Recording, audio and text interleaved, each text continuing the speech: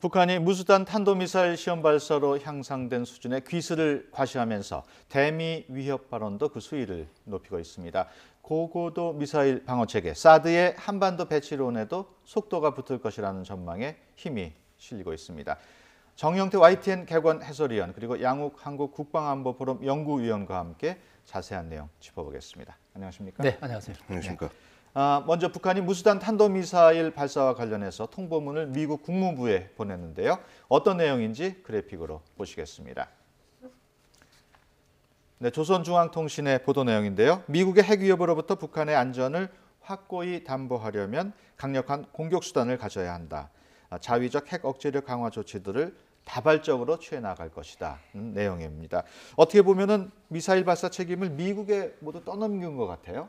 본래 북한이 군사적인 여러 가지 그 공격 태세를 갖추는 것은 기본적으로 그 미국이 자기들을 위협하고 있기 때문에 예. 여기에 대한 자위적 조치라고 하는 게 일반적인 그들의 그 태도입니다. 예. 이번 경우도 마찬가지로 특히 그 미사일 여기에 또 보통 미사일이 아니라 앞으로 여기에 핵 탄도까지 싣게 되면 핵 미사일이 되는 것이죠. 예. 뭐 이렇게까지 소위 그 국제적인 그 비핵 이런 그 레짐에 있어서도 그 상당히 그 거부하고 또 억제하고 있는 상황임에도 불구하고 예. 자기들이 집중적으로 개발을 하는 것은 역시 미국이 자기들의 그 안전을 해치기 때문에 하는 것이다. 뭐 이것도 마찬가지로 예. 그 연장선상에서 나오고 있다고 볼 수가 있죠. 뭐 이렇게 함으로써 사실상 이제 국제적으로 자기들이 그 핵을 개발하고 또 미사일을 개발하고 이렇게 하면서 강력한 그 군사 국가로 뭔가 이 자리매김하려고 하는 그런 측면이 하나 있고, 예. 그 다음에 미국으로부터 이제까지 미국이 사실 그 무시 정책을 많이 써왔다고 볼 수가 있죠. 예. 그렇기 때문에 뭐 전략적 인내 정책이라든가 뭐 이런 식으로 얘기를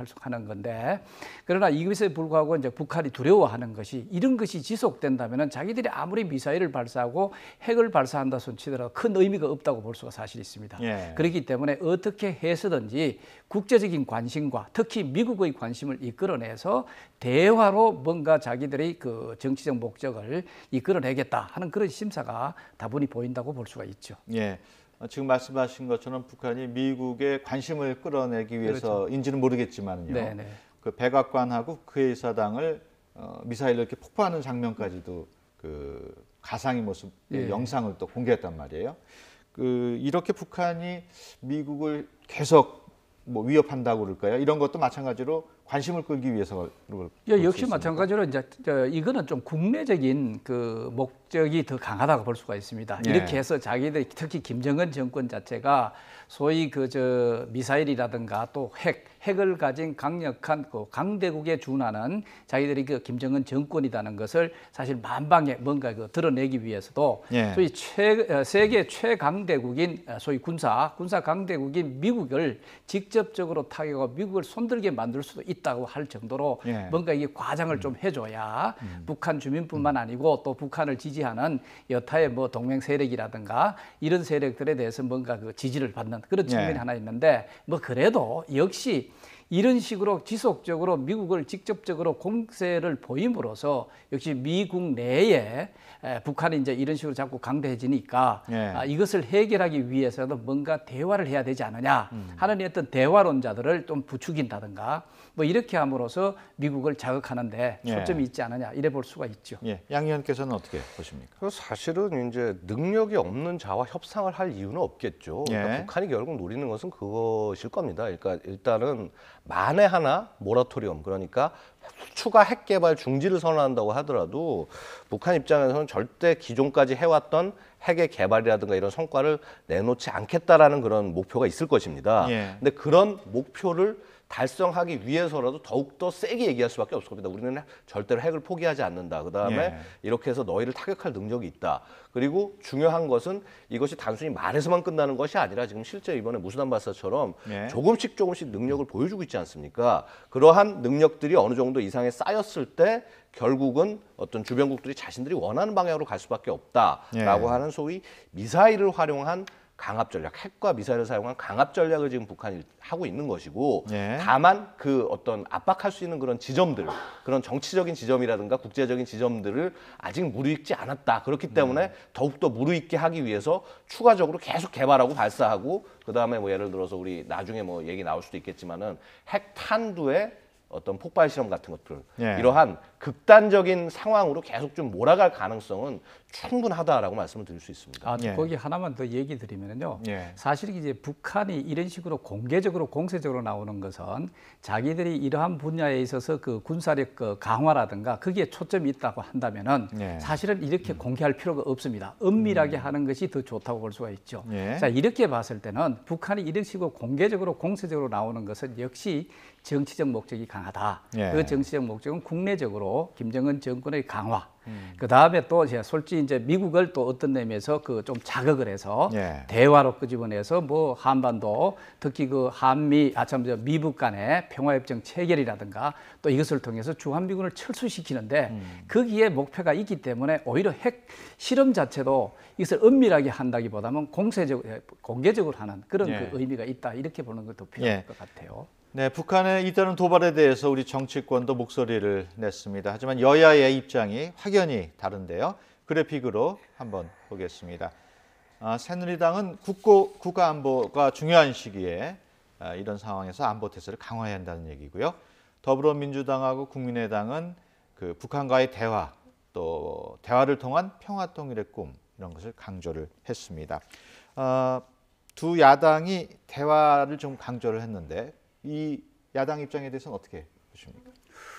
물론 이제 대화라고 하는 것은 우리 그 박근혜 정부도 마찬가지로 어떠한 상황이 있더라도 대화는 한다. 예. 또 대화가 필요하다. 그 대화를 통해서 문제를 해결하는 것이 바람직하다. 뭐 이렇게 표명해 왔고 또 한반도 신뢰 프로세스 속에서 이것을 잘 추진해 왔습니다. 그러나 지금 상황에 있어서는 북한이 4차 핵실험까지 가고 또 거기에다가 각종 그 운반 수단인 미사일 시험 발사를 한다든가 이렇게 함으로써 사실은 전체적으로 한반도의 군사적 안보라든가 이런 걸 굉장히 그 위협하는 차원이고 위험스러운 어떤 상황으로 몰고 가고 있는 상황에서 이것을 해결하기 위해서는 지금으로서 유일하게 남아있는 게 제재밖에 없습니다. 그럼 이 제재를 위해서 모든 국제적으로도 그렇고 우리 국내적으로도 그렇고 그 마음으로 이것을 추진해 나가는 어떤 그런 그 추동력이 필요한데 이 상황에 있어서는 그 대화라고 얘기하는 이것은 너무 좀 한가한 표현이 될 수도 있겠다. 그럼 오히려 이 대화는 일정한 상황이 됐을 때 이런 그 대화를 추진하는 것은 어디까지 필요하다고 보죠. 예. 북한이 올해 들어서만 6번이나 무수단 미사일 발사를 했습니다.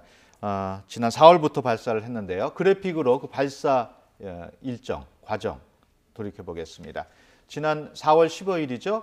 1차로 발사했을 때는 수초 만에 폭발을 했고 2차, 3차, 4차, 5차에 이르기까지도 별다른 효과 없이 공중에서 폭발을 했습니다. 다만 6차 발사에서는 400km 가까이 비행을 했습니다. 양 의원께서 지금 모형 같은 걸 갖고 나오셨는데 이게 무수단 미사일하고 좀 비슷한 건가요? 뭐 무수단 미사일은 아닌데 이제 비슷한 무기를 볼 수 있겠습니다. 일단은 뭐냐면은 그 미사일 자체는 다 수직으로 일단 발사하게 되어 있습니다. 발사 자체는 뭐 이렇게 조금 해서 하는 것이 아니라 정말 직각으로 세워서 발사를 하는데 또 뭐냐 하면은 그걸 발사하는 과정에서 각도를 이제 틀게 됩니다. 예를 들어서 이제 발사대에 나가면은 올라 상승하는 과정에서 보조 로켓 같은 것들을 통해서 모양새를 방향을 잡습니다. 그래서 그 방향으로 된 다음에 쭉 날아가는 게 보통 미사일의 그 발사 방식이 되어 있습니다. 보통 우리가 물리적으로도 뭐 가장 타당한 거지만 45도 정도의 각도로 발사했을 때 그 에너지를 최대한 멀리 보낼 수가 있는 것이고요. 근데 이번에는 지금 보면은 북한이 굉장히 고각 발사라고 우리가 소위 얘기하는데 그러니까 고탄도 발사를 했습니다. 각도가 거의 한 86도 정도, 85도에서 6도 정도 그 정도에 이르는 거리를 쐈다는 겁니다. 근데 이렇게 되면은 아시다시피 높이 올라가지만 거리는 굉장히 줄어들게 되는 것이죠.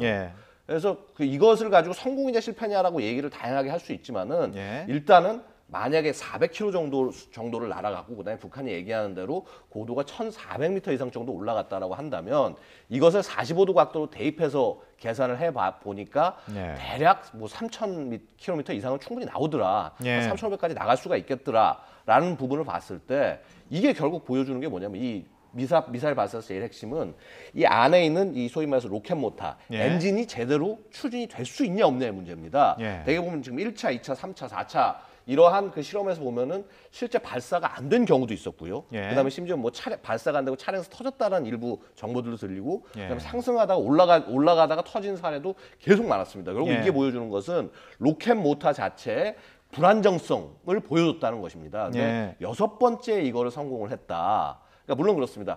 확률로 치면은 6번 중에 1번이기 때문에 이거를 과연 이게 군사적인 무기로 신뢰할 수 있겠느냐라고 볼 수 있지만은 예. 그 흐름으로 봤을 때 그러니까 이 처음에는 실패하고 계속 실패를 하다가 마지막에 성공을 했다라는 것은 문제점들을 하나하나 해결해 나간 것이 아닌가 예. 이렇게 볼 여지도 있다는 것이죠. 예. 정 의원께서는 어떻게 보십니까? 예, 이것을 이제 우리가 이제 북한의 그 무수단위 미사일 경우에는 그 목표 사거리 자체가 한 3,400에서 한 3,500, 예. 한 4,000까지도 지금 추정을 하고 있는데 예. 이것에 못 미쳤다는 측면에 있어서는 실패라고 볼 수가 있죠. 예. 그러나 이제 이번 시험 자체가 그럼 무슨 시험이었느냐 하는데 봤을 때는 뭐 성공이라고 볼 수 있는 것이 첫째, 이제 방금 얘기한 엔진 시험과 관련된 것은 어느 정도 성공을 했다. 예. 어느 정도가 성공했다고 볼 수가 있죠.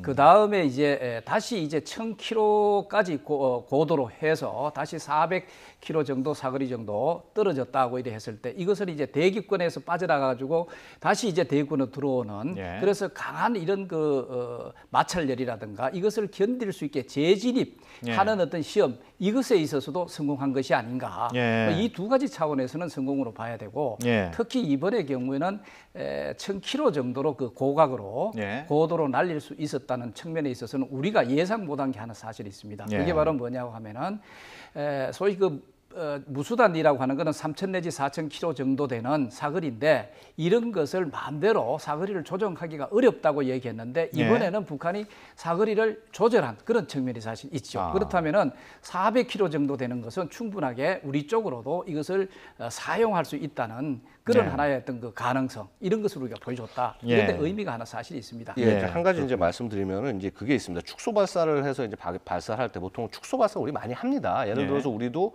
800km의 탄도 미사일 개발을 했는데 800km 쏠 수가 없지 않습니까? 그러다 보면은 거리를 줄여서 사격을 하게 되고 그다음에 이제 그런 과정에서 우리가 예를 들어서 각도를 높여서 쏘는 그런 경우는 별로 없었는데 근데 지금 보면 북한은 이러한 발사를 굉장히 여러 차례 했습니다. 지난번에 보면 지난번에 노동 미사일 발사할 때도 거의 1,300km 정도 되는 사거리를 한 절반 정도 한 650km 정도 발사했고 이미 그 과정에서 그 최대 고도 그러니까 노동이 할 수 있다고 우리가 생각했던 최대 고도 이상의 고도까지 올라갔었습니다. 그래서 노동 보통 우리가 얘기할 때 아마 한 그 거의 한 뭐 200에서 한 뭐 200km 정도 이상, 한 300km 미만이라고 얘기했는데 거의 한 뭐 260km 이상을 올라갔을 겁니다. 지난번 그 축소 발사를 했을 때 이런 면에서 봤을 때는 충분히 그 북한이 그러한 이런 기술은 이미 이전부터 가지고 있었다라고 봐야 되는 것이고요.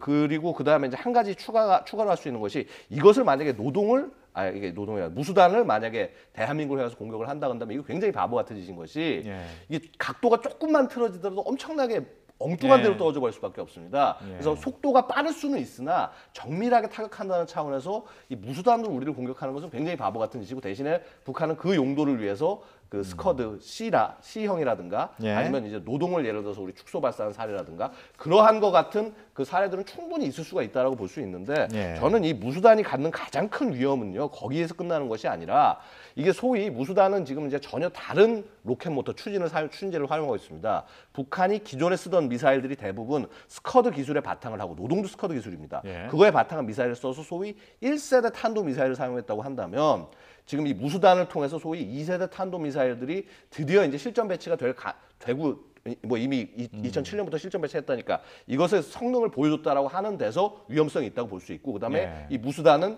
북한이 개발하고 있는 그 잠수함 발사 탄도 미사일과 사실 뿌리가 같습니다. 그 R-27이라는 러시아제 미사일을 가지고 이제 한 것인데 무수단이 성공하게 되면은 그 SLBM의 성공도 잠수함 발사 탄도 미사일 성공도 굉장히 가능성이 높아지게 됩니다. 그 다음에 또 뭐냐면 이 미사일 자체가 지금 이 자세히 보고 있으면요 그리드 핀이라고 그래서 이렇게 안정을 하기 위한 핀 같은 것들을 장착을 하고 있는데 그것 같은 경우도 사실은 그 전혀 원래 오리지널에 없던 것을 북한이 달았다는 거거든요. 이거는 지금 우리가 자꾸 이 북한의 기술이나 이런 것들을 무시할 것이 아니라 이미 상당 부분 자기 나름의 해석들을 하고 있고 그다음에 기술 개발을 하고 있다. 이거 자꾸 지금 내비둘 수 있는 시간이 레드라인이 이미 지나도 예. 한참 지나고 있다라는 말씀을 반드시 드리고 싶습니다. 예. 아까 그 중에서도 네. 예를 들어서 그 고고도 고각 미사 그거 발전은 굉장히 어렵다. 그리고 또 위험하다. 그건 사전에 우리가 그런 식으로 판단을 하고 예. 그렇게는 하지 않을 것이다 했는데 이번에 했다는 거 아닙니까? 예. 그렇다면 북한이 그러한 정도의 기술을 갖고 있다고도 우리가 인정을 해야 될 것 같아요. 예. 자, 그러면은 이것이 왜 그 위험하냐? 무수단과 같이 사실 3, 4,000km 되는 것을 단거리 한 400km까지 이런 것을 조절해서 할 수 있다고 한다는 것은 그게 바로 뭐냐? 이것은 굉장히 공중에서 떨어져서 내릴 때 굉장히 빠른 속도로 떨어지기 때문에 어느 정도의 이런 방어 체계 가지고도 이것을 막을 수 없다는 그런 측면이 사실 있거든요. 예. 그런 측면에 있어서도 우리가 상당히 주의를 요한다. 뭐 이렇게 이해를 또 해야 될 것 같아요. 사실 북한의 그 핵미사일을 막기 위해서 유엔 안보리 결의도 있고 그렇죠. 많은 세계 국가들이 그 제재에 참여를 하고 있습니다만은 북한은 계속 이렇게 미사일을 만든단 말이에요. 그렇죠. 예. 그러니까 미사일 만드는 비용은 뭐 충분히 갖고 있는 모양이에요.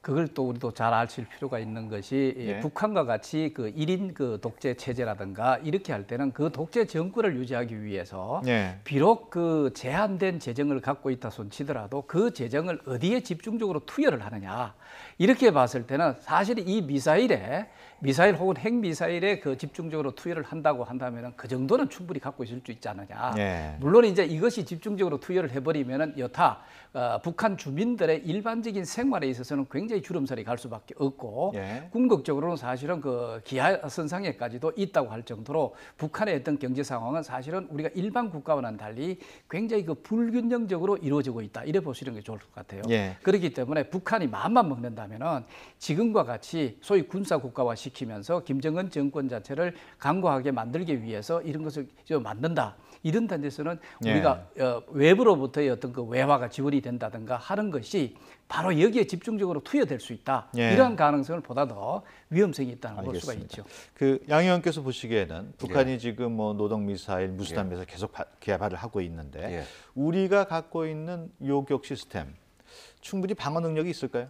요격 시스템 자체로 탄도미사일을 다 막는다는 것은 사실은 굉장히 있기 어려운 일입니다. 예. 물론 그런 능력을 높이기 위해서 노력을 많이 하고 있고요. 특히 이제 우리가 그 배치를 하고 있는 현재 이제 철매2 같은 경우에는 우리 이제 아마 패트리어트 정도의 요격 능력 같은 것들은 충분히 가질 수 있다라고 볼 수 있습니다. 예. 하지만은 이제 아까 우리 그 박사님께서 지적을 해주셨지만은 북한이 굉장히 그런 요격 능력을 뛰어넘는 공격을 자꾸 하기 위한 노력들을 계속해 나갈 겁니다. 그럼 거기에 걸맞게 하기 위해서 예를 들어서 뭐 마하 7이든 아니면 마하 10 이상의 것을 요격할 수 있는 시스템들 같은 것들을 계속적으로 해 나가야 되고 그런 과정에서 국내 것만으로 부족하기 때문에 사드를 도입을 한다거나 아니면 네. SM3를 도입한다거나 이런 얘기들이 나올 수 있겠죠. 근데 한 가지 제가 말씀드리고 싶은 것은 상대방이 자꾸 저렇게 공격을 한다고 하는데 방어무기 체계를 우리가 잘 갖고 있으니까 안전하다.